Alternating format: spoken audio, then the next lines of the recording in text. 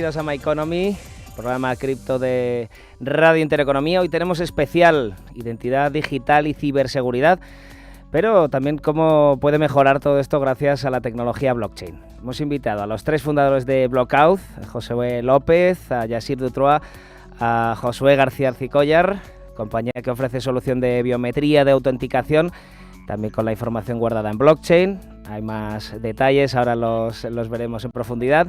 Para las dudas sobre normativa, legalidad, nos acompaña también Lara Novis, experta en materia legal y protección de datos, directora de operaciones de EDJ X-Tech Law School. Y también ha venido a nuestro estudio Eric Xavier Franco, Senior Associate en Polygon, compañía que prácticamente no necesita presentación.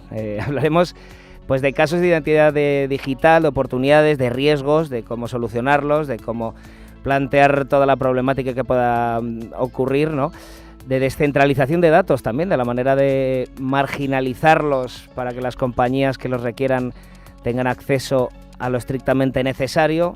Así que será un debate muy interesante y una temática que no deja de cambiar y de actualizarse. 2:09 de la tarde, 1:09 en las Islas Canarias. Vamos con unos pequeños titulares que además están relacionados con el tema de hoy. My Economy News.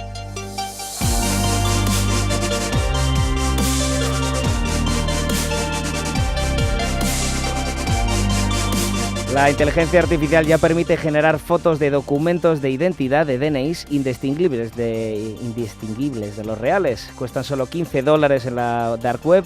Su nombre es OnlyFake y representa el nacimiento de todo un riesgo potencial para la seguridad. Su inteligencia artificial es capaz de generar esas identificaciones. No solo DNIs, sino carnets de conducir, pasaportes, etcétera. Tan falsas como hiperrealistas. También OnlyFake, el nombre recuerda a OnlyFakes, una web que genera desnudos sin censura utilizando la inteligencia artificial. Otra titular, Microsoft advierte los hackers están aprovechando ChatGPT para hacer ataques más sofisticados. Advierten de que también las personas deberían estar ya utilizando ChatGPT para defenderse de esos ataques. WorldCoin, que lo hemos comentado antes de entrar aquí, la iniciativa biométrica de Sam Altman, está siendo un éxito en medio mundo ya. La puerta de entrada al proyecto, que está cada vez más cerca de alcanzar los 3 millones de usuarios, es una esfera metálica, Orb se llama, es como un pequeño ordenador con lente capaz de escanear el iris de la gente en menos de un minuto. Brasil ha comenzado ya su cartera de identidad nacional a través de datos compartidos en una plataforma blockchain.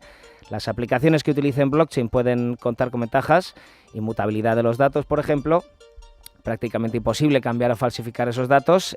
Buenos Aires también está trabajando en una identificación digital basada en blockchain y el gobierno chino planea verificación de identidades también con tecnología blockchain. Ahora veremos en el debate si les parece lo mismo a nuestros invitados. Vamos ya con ello.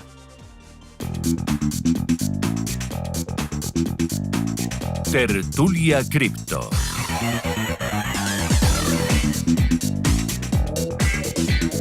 Mira, parece que me he preparado los nombres aposta en orden. Empezamos por aquí. Eric Xavier Franco de Polygon, muy buenas tardes. Buenas tardes. Bienvenido. Encantado. ¿Qué tal? Muy bien. Muchas gracias. Lara Novis, experta en materia legal, protección de datos, EDJ X-Tech Law School. Buenas tardes. Muy buenas tardes. Tenemos aquí a Josué López. Tenemos a Blockout al completo, ¿no? Prácticamente. Al completo. Josué López, Yassir Dutrois. Un placer estar aquí de nuevo. Josué García Arcicollar. Muy buenas tardes a los tres. Para empezar os voy a lanzar un poco pregunta al aire. Simplemente es una definición de lo que es identidad digital, que se incluye dentro de ella y también porque me interesa pues los distintos puntos de vista que traéis, porque al final pues vosotros desde la parte más tecnológica, tú desde la descentralización de Polygon, tú desde la parte legal, entonces la definición que deis pues va a marcar un poco pues vuestro punto de vista, ¿no? Por ejemplo, pues empezamos contigo, con la parte legal, por ejemplo. La identidad digital es, para que nos entendamos, aquello que nos representa en el mundo online. Es nuestra identidad física, pero trasladada al mundo online. más amplio que la identidad digital es la huella digital, que abarcaría además pues todo nuestro comportamiento, todo lo que hacemos en el campo online, nuestros gustos, preferencias. Entonces es un poquito más amplio que el concepto de identidad digital.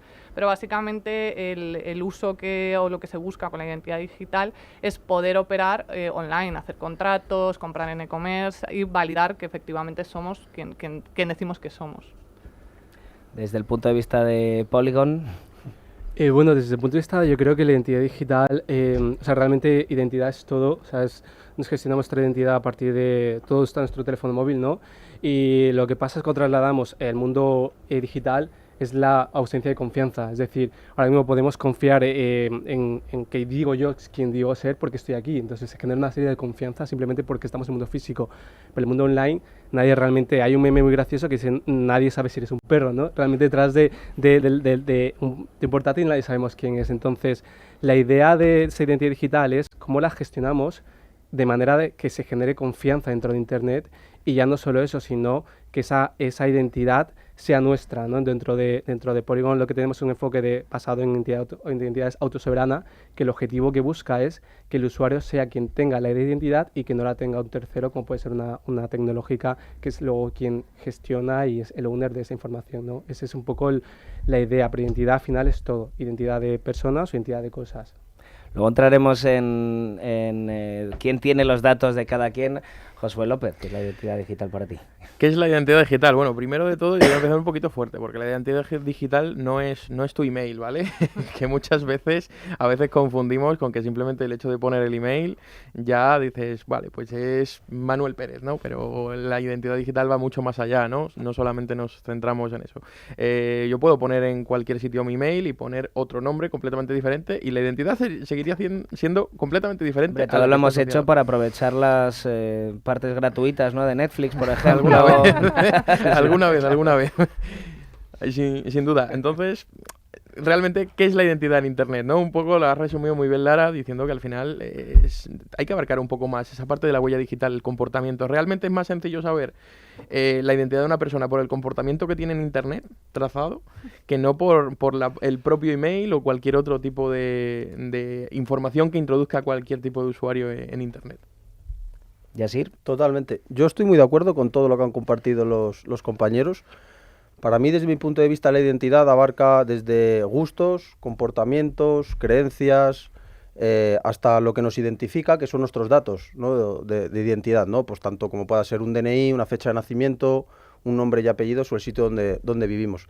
Pero también la identidad, para mí en el mundo real, forma parte de a qué colectivo pertenezco, cuál es mi forma de pensar, cómo quiero que se me reconozca ante el mundo. Entonces, bueno, también todo eso conforma la identidad. Y llevándolo al mundo digital, pues la triste realidad es que nuestra identidad está duplicada en cientos de lugares, no hay realmente un control de cómo esa identidad o esa información navega por Internet y mucho menos de cómo se trata, ¿no? Y aquí pues entramos en otro debate que es pues toda la entrega de nuestra información a terceros sin nuestro consentimiento, la falta de privacidad y demás, ¿no? Entonces, bueno, sí que considero que la identidad va muy de la mano de mantener esa privacidad, no tanto del anonimato, ¿vale? Porque, bueno, al final ser anónimos en un mundo global y social pues no tiene tampoco mucho sentido.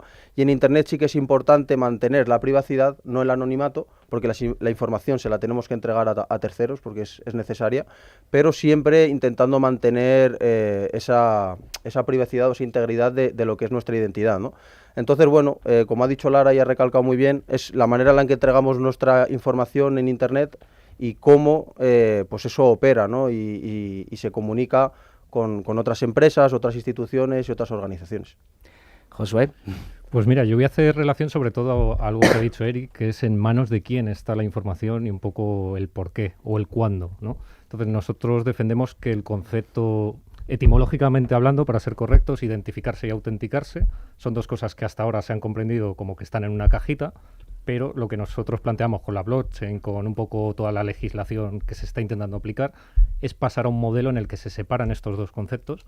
La identificación, que es lo que te permite saber que tú eres quien dices ser, va por un lado, y la autorización, que es el acceso a las diferentes partes, sean estructuras completamente diferentes que podemos trasladarlo a un concepto más de empresa o a un concepto más de datos diferentes de usuario.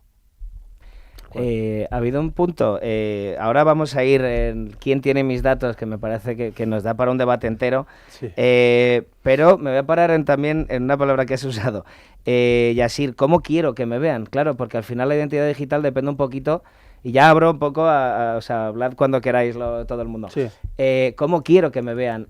Claro, muchas veces cada uno no se conforma su identidad digital con decisiones totalmente, o sea, con decisiones propias, sino que, pues como vas utilizando Internet, muchos desde que tenemos igual 13, 14 años descargando pelis en el Emule, pues al final todo lo que hayas ido haciendo se ha ido quedando, igual tú no eres ni consciente, ¿verdad?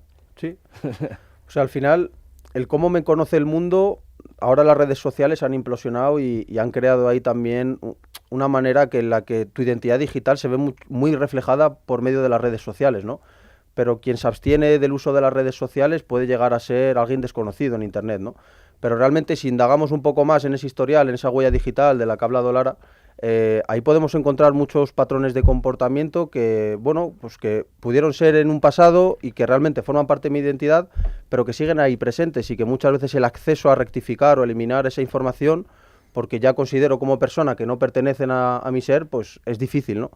Entonces, bueno, creo que ahí hay un tema desde filosófico a social, a tecnológico y cómo presentamos casos de uso en cuanto a la identidad digital, pero desde luego es un tema que hay que abordar y que hay que tratar con mucho cuidado. Bueno, yo voy a entrar un poquito más en detalle, ¿no? Y es que aquí esto igual se puede utilizar hasta de forma de concienciación, sobre todo para esos padres que todavía no saben ni qué es lo que hace su hijo en Internet, ¿no? Y es algo que a mí particularmente me preocupa enormemente. Uno de los aspectos más importantes de que obviamente no tenemos la propiedad de nuestra identidad en Internet es en el momento en el que subimos cualquier tipo de información a redes sociales. A mí me llama mucho la atención cómo la sencillez de subir fotos íntimas, incluso con el tema de OnlyFans, con el tema de Instagram, en ningún momento las fotos son de tu propiedad. En los términos de uso y condiciones se ve en detalle que la propiedad es de la plataforma a la que la subes. Tú dejas de tener propiedad sobre tu propia información personal. Puedes borrarla, pero ya era propiedad de la página. Entonces pueden reutilizarla. No quiere decir que lo vayan a hacer, porque si no se podrían meter seguramente en algún lío legal, pero ya has vendido tu información y no tienes ningún tipo de control sobre cuerpo ella. Ya me estás dejando. Sí, pues imaginémonos en un amplio espectro, ¿no? Porque al final dejas tanta información sensible en la que te pueden hacer un seguimiento tan exhaustivo en el que no sabes quién está detrás de esa información. Y por ahí se ven muchísimos casos de pederastia, de ataques físicos a las personas, secuestros incluso, porque le han seguido en redes sociales y porque le siguen en su vida digital. Es tan sencillo compartir tu intimidad en Internet. Muchas veces ya sacas una foto y te sale abajo la ubicación donde está sacada la foto. Sí, claro. Entonces, ya sabes, si sigues a esa persona, si esa persona se ha ido a publicar todos los días, stories y demás, es tan sencillo como seguirla durante un tiempo, vas a saber su rutina entera.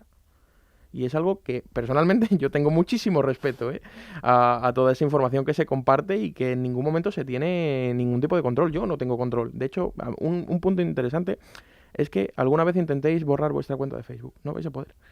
Complicado. No se puede borrar la cuenta de Facebook, Correcto. se deshabilita. Eso es, Se puede, pero no llega a eliminarse el perfil al 100%.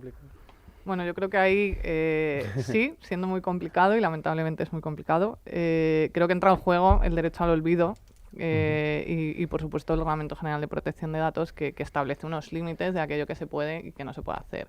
Que por supuesto hay plataformas que lo complican, sí. Que hay webs que lo complican, sí. ¿Que eso debe ser así? No, legalmente no. Los usuarios tienen un derecho a la cancelación de los datos. El artículo 5, además del reglamento, establece claramente que se deben conservar los datos solo el tiempo que sea necesario y que, por supuesto, en el artículo 17 también que tengo derecho a cancelarlo. Y además el Tribunal Supremo en esto fue muy contundente en 2014 respecto a la información que consta en los motores de búsqueda, en Google, y si yo les pido que cancelen toda mi huella digital y mi rastro digital, deben hacerlo. Y se enfrentan a multas de mucho dinero. Lo que pasa que es verdad que, claro, a plataformas a lo mejor o a motores como Google, pues a lo mejor, aunque sea mucho dinero, no hace tanto daño. Pero bueno, esto también es a todas las empresas y a a todos los niveles, me refiero. Que quizá ahí, por ejemplo, sí que justo la blockchain, hay un debate ahora muy actual sobre el tema de cómo se va a compatibilizar el derecho al olvido, toda la información que nosotros vayamos introduciendo en la blockchain que compone nuestra identidad digital. Y que hay como un temor, sobre todo en el sector legal, como de que no va a ser compatible con la blockchain, y si es compatible, solo hay que adoptar medidas técnicas. ¿Por qué está ese miedo? Pues yo creo que en el sector legal seguimos todavía un poco atrás en temas de digitalización. A veces no entienden muy bien, algunos abogados todavía no entienden muy bien cómo funciona. Entonces, si el derecho al olvido me dice que se tiene todo que eliminar y una de las características top que me venden de la blockchain es la inmutabilidad de los datos, a mucho sector legal les salta la alarma de esto no va a ser compatible, no lo hagamos. Sí se puede hacer. Por ejemplo, una de las técnicas que se está valorando es poner un hash en la blockchain. Ese hash está vinculado con tus datos identificativos, pero tus datos identificativos están en un fichero externo, de manera que si tú decides cancelar tus datos, borrar tus datos del fichero externo. El hash por sí solo no te va a identificar en la blockchain, pero creo que Blockout además tiene otros sistemas que permiten esa compatibilidad, entonces yo creo que es un poco un miedo que luego no es real. Ahora vamos con Blockout. Eric, ¿querías hablar? Sí, bueno, yo es lo que comenta Lara, creo que es muy importante entender eso, el derecho al olvido. Yo creo que el derecho al olvido nace también derecho a la privacidad, ¿no? Al final, que es fundamental. Creo que antes no era posible, creo que antes teníamos enfoques de entidades federadas o entidades centralizadas, esta idea de usuario y contraseña, o de antes verás que me logaba con Google, logaba con Facebook. A día de hoy tenemos una serie de soluciones que lo que permiten es que el usuario sea el owner de sus propios datos, y relativo al cómo el blockchain se pueda registrar, es cierto que lo bueno del blockchain es que es inmutable y que todo lo que registres de blockchain se queda tal cual, ¿no? Entonces la cuestión no es tanto lo que registres, sino cómo lo registres. Es decir, si yo puedo utilizar una solución de SSI que pueda estar basada en NFTs, yo puedo publicar que mi pelo es rubio, ¿no? Entonces, pero a lo mejor si tengo que registrar alguna información que pueda ser médica, que es más privada, es algo más sensible, es cómo lo registro. Nosotros, en nuestro caso, utilizamos la tecnología de Zero Knowledge, que es algo que de hecho está la propia Unión Europea en el eIDAS 2.0 también la está estudiando.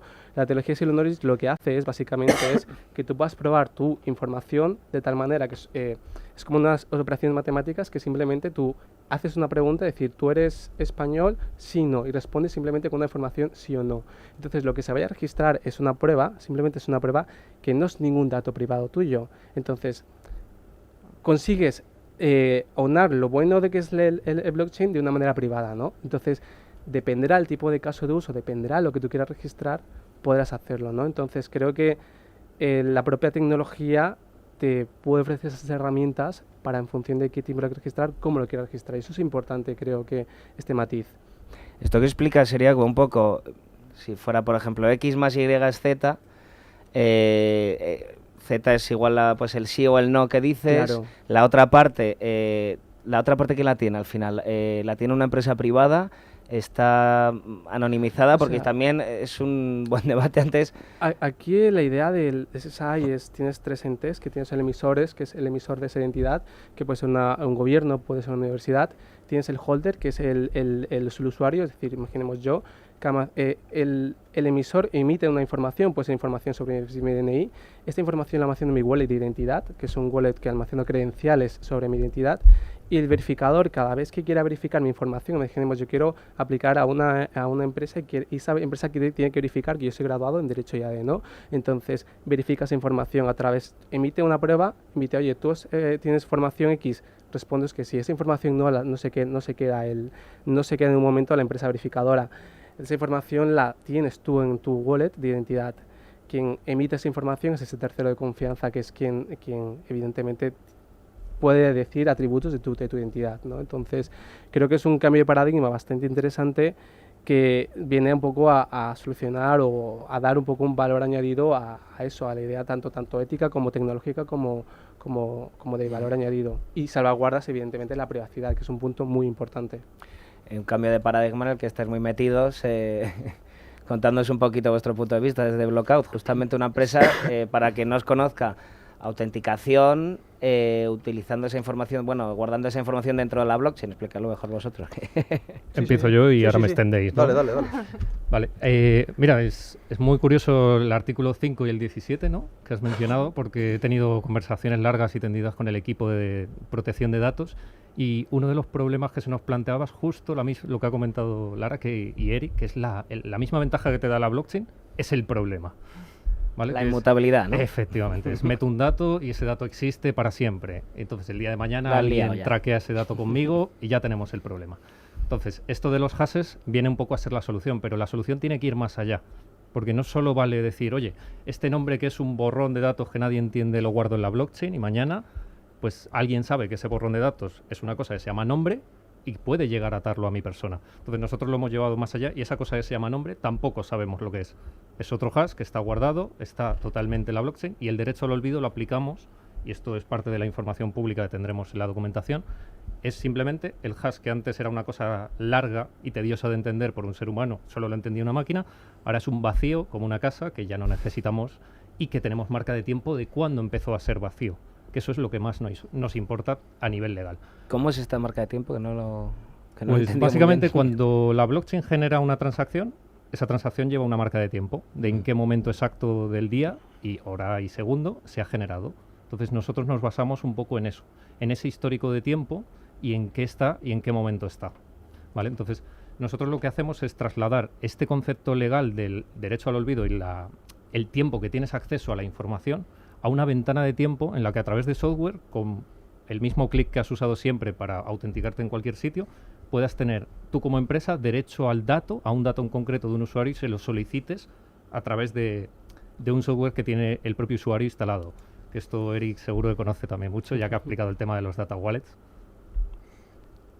Sí. No sé si... No, yo por mi parte nada más que añadir. Es verdad que el derecho del olvido siempre ha sido un reto para la blockchain y cómo eliminamos la información que depositamos en ella. Pero bueno, desde el principio fue un reto que en conversaciones con Lara muy al principio tuvimos y que con muchas reuniones con el DPO y bueno, y con otros expertos en legal, pues hemos conseguido darle salida. El punto ahí. Claro, es más el punto en el que nos asesoran en el sentido de no podéis llegar a hacer esto, entonces es buscar los caminos y los medios para poder llegar al objetivo que nosotros tenemos de poder eliminar algo de la blockchain, respetando la inmutabilidad como es característico de ello, pero siempre yendo de la mano con el compliance y con el reglamento. Entonces, de esa forma hemos logrado, pues lo que ha dicho él, ¿no? Eliminar esa marca de tiempo, dejar un vacío en ese hash, y si alguien quiere consultar ese hash, está vacío, no tiene información. José, ¿ibas a añadir algo? Es correcto. Sí, una de las cosas que yo siempre me he preguntado y que pese a que ahora mismo ya está controlado, ¿realmente un hash en Internet, en la blockchain, es asociable a una identidad cuando el hash es prácticamente y matemáticamente indescifrable? Es un poco... A mí no me lo preguntes. Yo venía aquí a hacer las preguntas, a mí no me líes. Ese es un poco mi paradigma, ¿no? Lógicamente sí que hemos encontrado la manera de cuando se genera una transacción de ese derecho al olvido, se pueda vaciar la información de esa persona, cosa que me parece adecuada y además es un punto de vista bastante interesante, pero claro, o sea, realmente era un problema que existía. Eso es un poco mi punto de vista, ¿no? Pero bueno, al final, ya que se elimina, pues ¿para qué vamos a decir que no? Hombre, si elimina y se deja ese hash, ¿no? Ese es el único rastro que se queda dentro de la blockchain. A efectos técnicos no lo sé, pero quiero decir, eso lo contestarán ellos. A efectos legales el hash, para mí, sumado a lo mejor a alguna técnica de pseudonimización de esos datos adicionales, es más que suficiente. O sea, la ley lo que te pide es que tú implementes las medidas técnicas que se puedan implementar en el estado de la ciencia actual, no que vayas a lo imposible. Como decía antes Eric, esa información de Zero Knowledge, nosotros no sabemos ni siquiera qué usuarios están utilizando nuestra solución. Ni lo vamos a saber nunca. Lo único que lo van a saber son los usuarios que están accediendo a las aplicaciones de las empresas que tienen integrada nuestra solución. Y realmente, yendo más allá, son las empresas las que pueden descifrar la información que el usuario le ha permitido descifrar. Esto es un poco igual que esa ley de cookies personalizable que no tiene mucha gente, pero que solamente aceptas o esto os iba a preguntar. Todo lo que me estáis contando implica implica una implicación por parte del usuario que no es lo más usual, ¿no? O sea, Pues ahí nosotros lo hemos trabajado bastante porque justo como vosotros... Fricción cero. Eso es, la fricción es algo que nos colapsa mentalmente. Entonces, hemos cambiado lo que normalmente diríamos, usuario y contraseña, me voy a meter en una web, me van a autenticar a una serie de cosas. Pues ahora simplemente tengo un servicio al que me conecto sin ningún tipo de Registro. efectivamente. El registro es algo que va aparte, está asociado a mi perfil y cuando voy a dar login no me van a solicitar un usuario, no me van a solicitar una contraseña, me va a aparecer una lista de datos autorizados durante una ventana de tiempo para este sitio web. Ya está. entonces tú tienes que ver qué datos quieres darle a cada... aceptas. Es como ahora Si quieres. cuando... Son campos. Son campos. Que tú- ¿Cedo mi nombre, apellidos, fecha de nacimiento y correo y teléfono o no los cedo y solo cedo los requeridos, que son los que Sí, me eso es lo cede el- perfecto, pero si quiero hacerlo muy rápido, una cuenta de algo...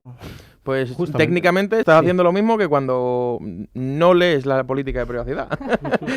Claro, de hecho, esto Básicamente esclarece lo mucho mismo. más. Esclarece mucho más. Es como Es más sencillo, es más legible. simplificar toda la política de cookies y demás, plantártela en una transacción muy fácil de leer y muy legible, y en la que el usuario, para nosotros, ahora que hemos aplicado Account Abstraction, un usuario con nosotros se puede crear un DID, una identidad digital descentralizada, sin saber absolutamente nada de seed phrase, sin saber absolutamente nada de wallet y con un correo. Entonces aplicamos tecnología de embebido de billetera, el usuario accede, firma una transacción y en total son 3 clics. Ah, vale. Me Pues sí, conecto, vale. autorizo, Y accedo. no tienes ni que escribir Ok, ni una vale. sola Y de tecla. forma Eso es, segura, no sin usar- rellenas nada. Que eso Aquí es lo que todos importante. curráis usar en tema de contraseñas. datos y demás, ¿os habéis leído toda la letra pequeña de No, todas no. las cuentas que os habéis hecho en vuestra vida? Yo creo que aquí ni Lara. No, Claro, joder, me esperaba más de ti. que conste que soy una persona que me leo mucho los términos y condiciones y que poco suscribo. Pero es verdad que esta mañana además estaba dando una clase a alumnos de desarrollo web y les contaba justo un poco este tema de que a veces para suscribirnos en cualquier cosa nos dicen, bueno, puedes rellenarme este formulario, todos esos datos, o el usuario, la clase, o puedes hacerlo con Facebook, puedes hacerlo con Gmail. Y claro, no gastar un minuto de nuestra vida haciendo ese Bueno, formulario. lo de Google, que está en todas partes, que ya Claro. directamente el usuario de Google... Justo. Pero ¿qué acabamos de hacer? Que para suscribirnos en una cosa, para leer un contenido de un periódico, acabo de aportarle toda mi información de Gmail. O sea, todo lo que hay, o todo lo que hay en Facebook, mis fotos, mis gustos, o sea, por no gastar 30 segundos. Entonces yo creo que ahí es donde entra el juego un poco a veces la conciencia. Es que hay muy poca concienciación, tanto para registrarnos, ahora que rellenamos datos, hasta en los hoteles, yo veo que te preguntan todavía hasta el género, y dices, bueno, pero vamos a ver esto, ¿para qué lo Y el necesitas? DNI en voz ¿no? alta y tienes que decirlo en voz alta. El o en DNI por las dos supermercado. caras, no hay ningún caso en Tipo el que uno te- sanguíneo. Casi, casi. Sí, sí. Yo me acuerdo cuando en la época del COVID te pedían el DNI y lo registraban, le hacían una foto con el móvil para entrar en un bar. Y yo digo, no le vas a hacer una foto a mi DNI. En un bar. En un Sí, bar. sí, sí. Eso lo he visto siempre en hoteles, pero Ya, ya, en un pero bar... en un bar En durante el la COVID época pasó. del COVID pasó. Ostras. Y Cuidado eso con fue eso, que lo de muy los serio. hoteles, la Agencia Española de Protección de Datos ya se ha puesto muy seria y ha dicho que eso no se puede hacer, porque ellos pueden necesitar a lo mejor saber tu DNI por temas que ellos tienen de turismo y demás, pero el DNI tiene datos como el número de expedición, que es donde pueden venir las falsificaciones de documento y la suplantación de identidad, y ese número no lo tiene que tener nadie. Y Pues luego se el ha hecho hotel, fotos eso, se ha hecho... luego el Ya. hotel siempre, vamos. donde almacenas información, donde la guarda, seguramente sean bases de datos públicas, bueno, públicas o internas, que sean fácilmente hackeables, y esto pues al final pone en riesgo muchas cosas. Si nos Aquí ponemos en la ciberseguridad de los hoteles, podemos... Mejor que Acabar- no, por favor. acabar No, tarde. pero es que estás abriendo ahí un melón que me parece interesante y lo estaba comentando antes con Eric y con Lara. ¿Quién preferís? Ya es un tema de un poco de opinión. ¿Quién prefieres que tenga tus datos? ¿Una base de datos privada de una empresa? Porque en Google igual pues puedes confiar más, que es una empresa enorme. Ya has hablado de la ciberseguridad de un hotel y que tenga tu DNI en una foto en el móvil del dueño, que es lo más fácil de hackear del mundo. Bueno, el sistema, O claro. que lo tenga el sistema público. El pues problema ya no empecemos a es- ver cómo China utiliza los datos, el tema, los miedos que hay con las CBDCs. Así que esto, debatirlo todo, porque... El problema yo creo que no es tanto quién tiene mis datos, sino a quién se le ceden mis datos. Porque vale, mis datos yo no sé ahora mismo quién los tiene, alguien lo sabe, porque yo creo que a día de hoy, simplemente con el hecho de tener una red social, sea la que sea, dime las 50.000 millones de empresas que pueden tener acceso a tus datos. Y luego, ya no Estamos en la época solamente... de los estudios de mercado, ¿no? Encima si los damos gratis los Big datos. Data. Efectivamente, esa palabra, ese Big Data que hay actualmente con datos personales, cada día es más amplia. Y lo peor de todo, mira, antes has dicho lo de WorldCoin, que te escanea el iris. ¿Alguien se ha planteado para qué van a utilizar esa información? O sea, por 10 Tampoco lo han dicho míseros ellos, dólares. ¿no? Ni lo van a decir porque... A lo mejor ni lo saben todavía, ¿no? ¿Quién lo sabe? Secreto, de momento. El caso es que te dan criptomonedas porque te escanean el iris. Y te Entonces dan 10 dólares tokens y luego a lo mejor ellos venden tu en iris. forma de airdrop y bueno, ya ahí vas. Y tú puedes ser a lo Les mejor... das tu el iris y director tu de alma, España. ¿no? Efectivamente, yo creo. Por 4 criptos. Si te dieran un Bitcoin o 4, pues sería mejor, 10 ¿no? pavos, aquí está. Sí, además hay una conciencia, como que yo lo he oído, de, ¿pero te has escaneado el iris? Sí, además es gratis. Y yo siempre digo, es que es al revés. Ay. Fíjate si es importante tu iris, que te están pagando porque lo des. Y el iris actualmente permite una identificación incluso más precisa que la huella dactilar. Ujú. Entonces, los temas de suplantación de identidad con el escaneo del iris se van a incrementar. Y la huella te la puedes quemar, el iris. Bueno, no había llegado a esa reflexión, pero sí es... Pensaba en Men in Black, cuando se queman las huellas dactilares. Yo creo que a tu pregunta, o sea, honestamente yo creo que antes tenías como, no tenías opciones. Yo creo que a día de hoy que tienes opciones, creo que sí que puedes tener ese cambio de paradigma a pensar que el owner de tus datos seas tú. A lo mejor antes no había soluciones que podían posibilitarte esto, ahora ya las tenemos, ¿no? Y creo que la divulgación de esto es importante. Creo que vamos a ver un cambio de paradigma de los próximos años, porque al final, a día de hoy, la privacidad de los datos lo vemos como, bueno, como tal, pero Europa está estudiando tener un wallet de identidad. En los próximos años tendremos, o sea, estos conceptos cada vez serán más cotidianos y se integrarán. Así como hemos integrado el wallet donde tenemos nuestros billetes, nuestra tarjeta de crédito, integraremos estos wallets de identidad. Y esa conciencia, y cuando a lo mejor los estudios de mercado quieran hacer, necesiten pool de información, sea yo quien sea quien comparta la información, cómo la comparto, a lo mejor de manera privada, o hago una divulgación muy selectiva de información.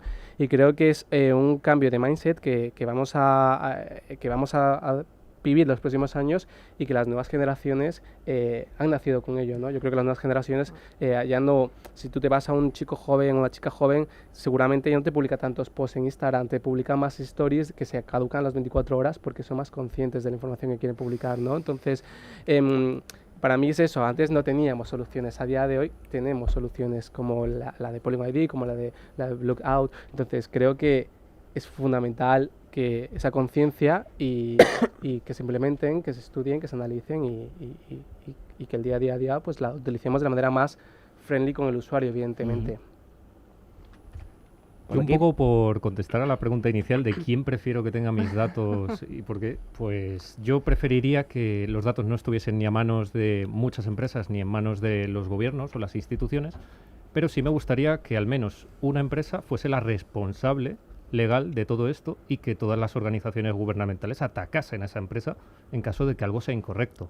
Por ejemplo, Google, en el ejemplo que hemos puesto antes. Pero por ejemplo eso nosotros. Google tiene muchas Polygon patas de ID. negocio a las que atender. Al final, la información que vamos a contener nosotros ni siquiera es legible para nosotros. Entonces, esa es un poco la filosofía de otorgarle la autoridad y la propiedad real de los datos a los usuarios. Ese principio yo creo que es el que hay que cambiar, pero es que ni siquiera las empresas lo hacen. O sea, la identidad que emiten las empresas tampoco es 100% del usuario, es de la empresa, ¿no? Entonces, es un poco el cambio de paradigma del que comentaba Eric que vamos a tener los próximos años. Yo personalmente, más allá de la información más estricta que deba tener el gobierno, no quiero que tenga ni una chispa de información más, porque luego tenemos pues toda la controversia con el tema de las CBDCs, el choque de EIDAS con el RGPD y toda la información que, si esto realmente se extiende, realmente los usuarios nos pueden controlar absolutamente todo, ya no solamente gastos, sino a qué accedemos en Internet. Ya está pasando.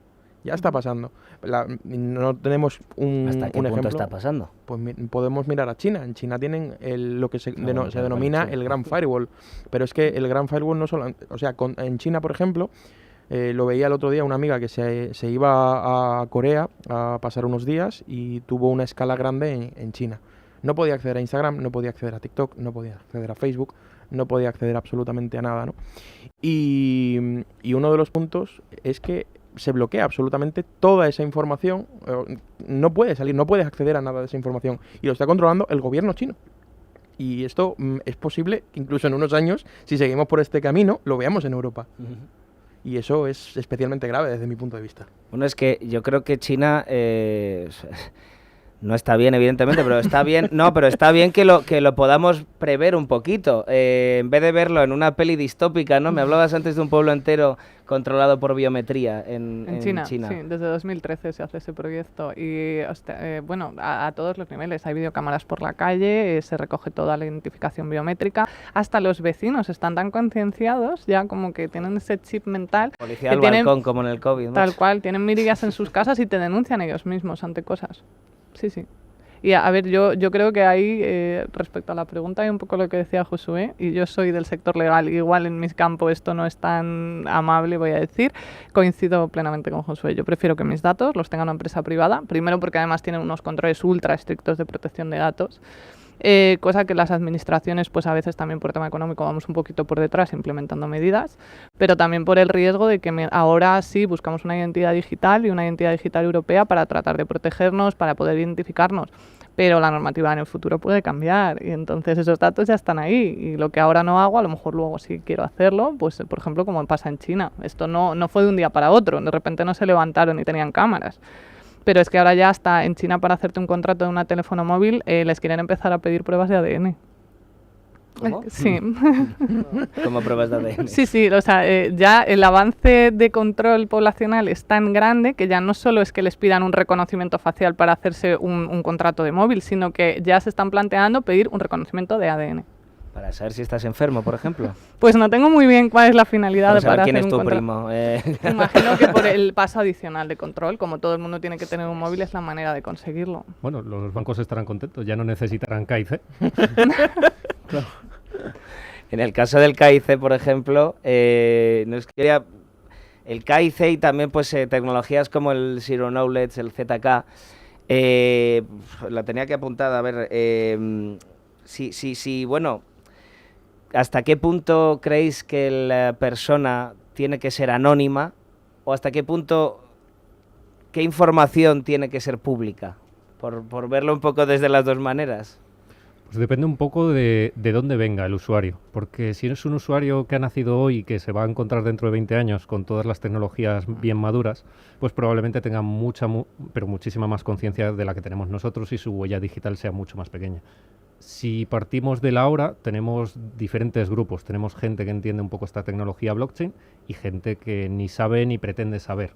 Entonces, para toda esa gente que ni pretende saber ni quiere saber en ningún caso, pues se les plantea un dilema, porque tienen que cambiar su forma de actuar en Internet y tienen que empezar a entender qué es lo que comparten.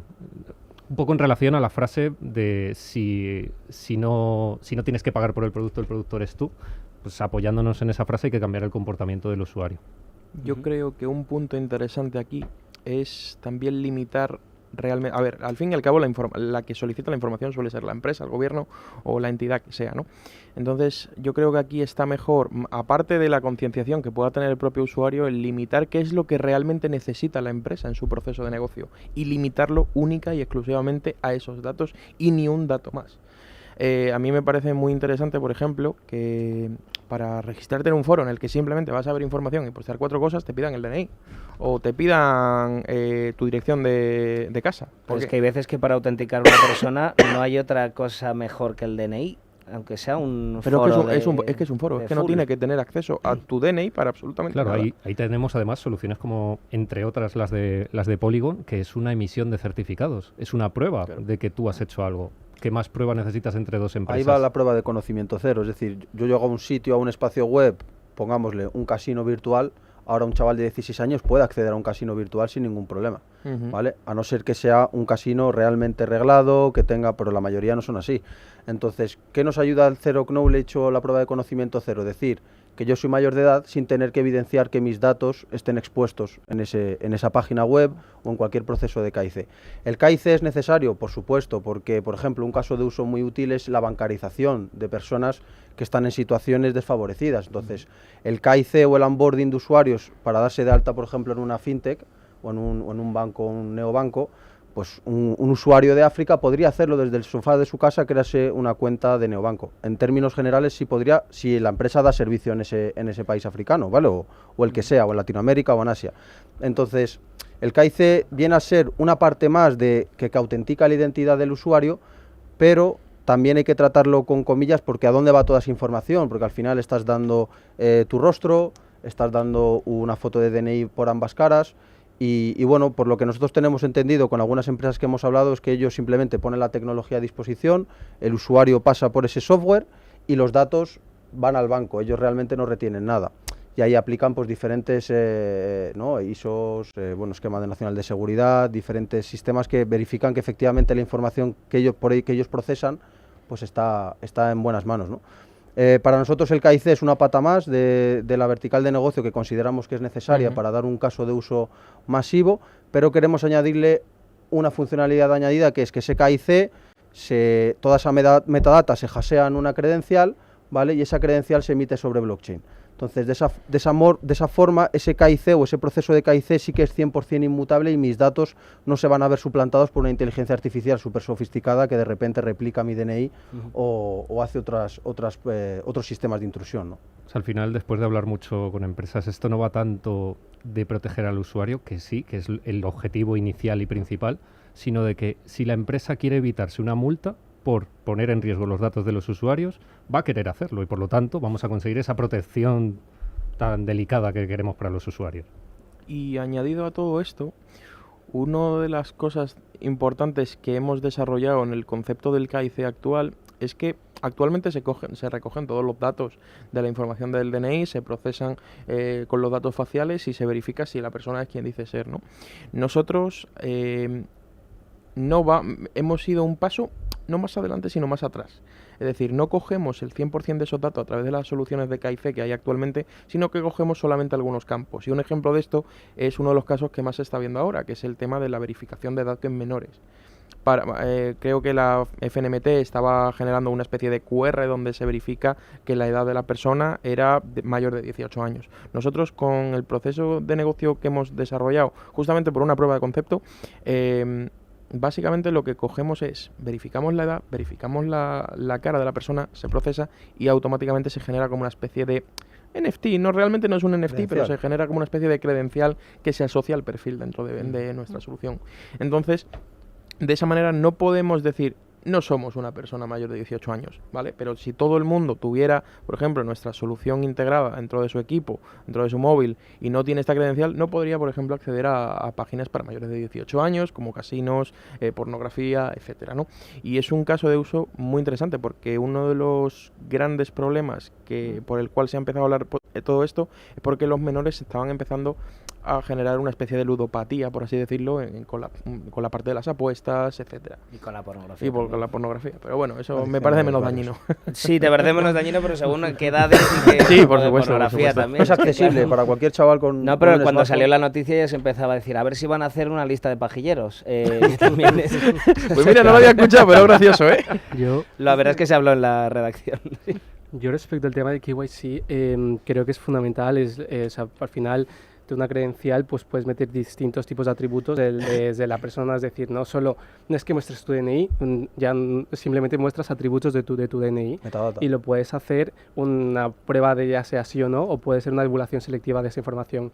Con los temas de KYC también hay otro caso de uso que nosotros en Polygon ID estamos desarrollando con un gran banco que se ha hecho ser la empresa, HSBC, que lo que hace es un piloto que está desarrollando que básicamente es que les favorece a ellos. ¿Por qué? Porque les permite validar. Imaginemos, si yo soy un cliente de un banco y tengo que pasar un KYC por una sucursal que esté en Hong Kong, tengo que pasar el KYC con X tipo de cosas. Si luego ese KYC quiero operar en Londres, tengo que volver a pasar ese KYC. Esto me supone, como usuario, volver a pasar todo lo que es la burocracia al banco.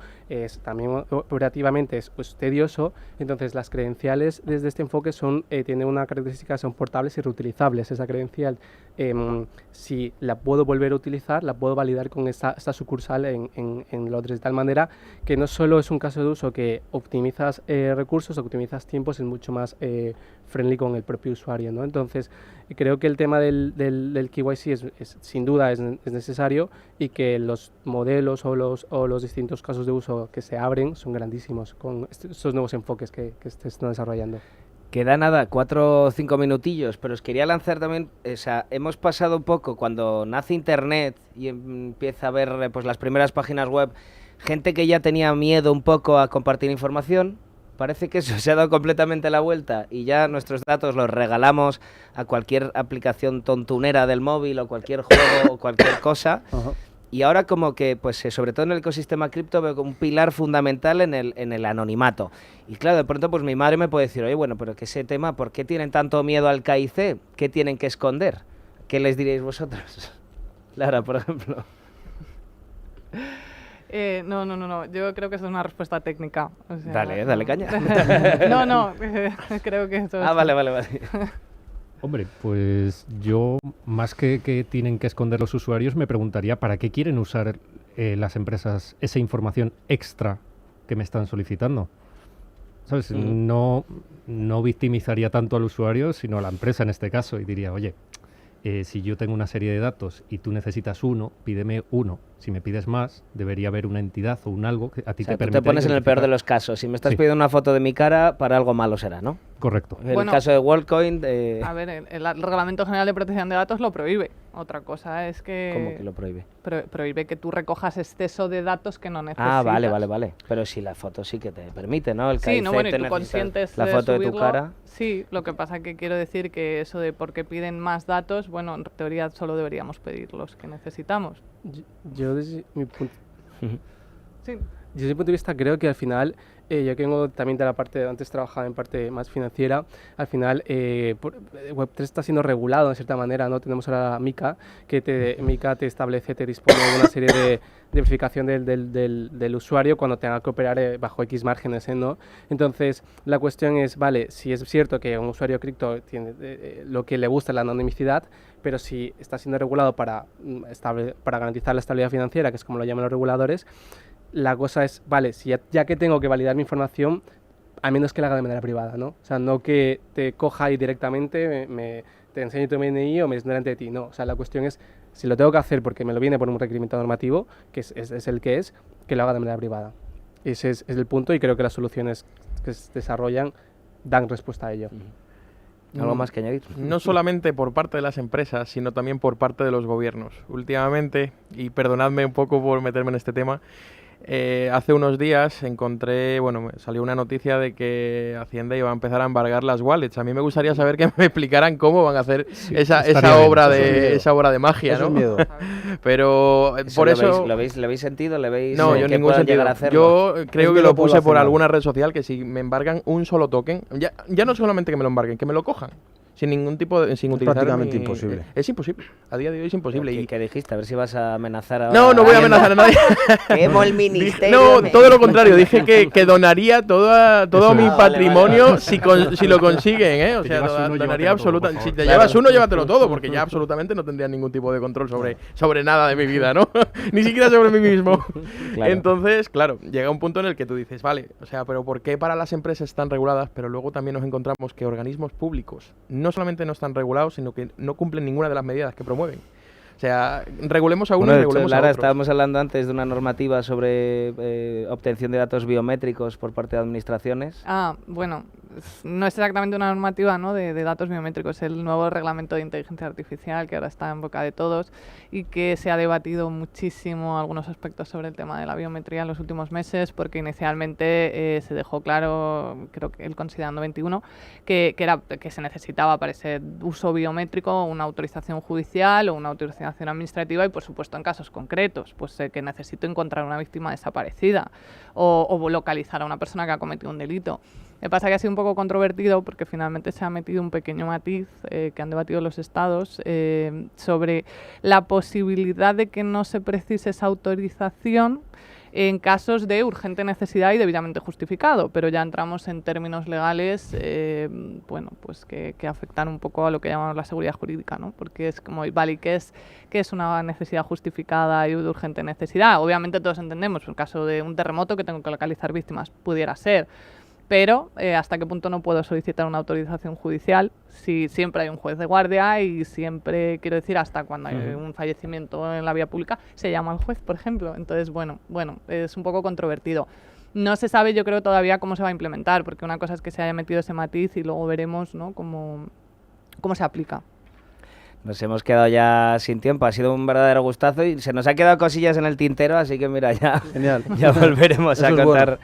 con vosotros. Eric Xavier Franco de Polygon, Lara Novis, experta en materia legal, protección de datos, Josué López, Yasir Dutroa y Josué García Arcicollar, cofundadores de Blockout. Muchísimas gracias a todos y hasta la siguiente. Un placer, Muchas gracias, Pedro. un Muchas placer. gracias. Muchas gracias. Hasta luego. Nosotros nos vamos ya. Buen fin de semana a todos los oyentes. Que disfruten y el lunes aquí estamos otra vez a las 2 de la tarde a la 1 en Canarias. Adiós.